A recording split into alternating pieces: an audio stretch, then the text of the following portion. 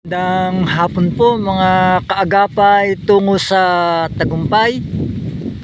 Ako po ang inyong lingkod, Florence Tapang Gabino. Sa ngayon po ay narito po ako sa bayan ng Rizal, Nueva Ecija, dito po sa gitna ng kabundukan, kabukiran.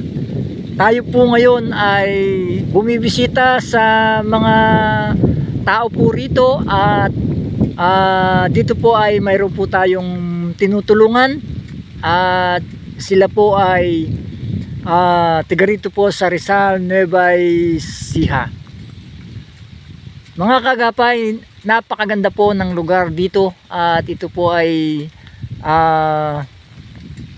napakaraming pananim na palay at ito po yung mga bagong tanim pa lamang. At makikita po natin napakaganda po ng kapaligiran. Dito po ay kabundukan. At alam nyo po, sinabi po sa banal na aklat na mabuti sa isang lingkod ang tumutulong sa ating kapwa. At kinakailangan po magbigay po tayo ng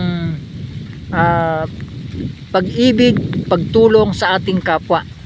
Kaya ito po ang isa sa pangunahin na misyon ng kaagapay tungo sa tagumpay, ang tulungan ang mga taong nangangailangan kahit saan man pong lugar na meron pong lumapit po sa ating opisina. Ito po ang inyong lingkod, Florence Tapang Gabino, ang kaagapay tungo sa tagumpay.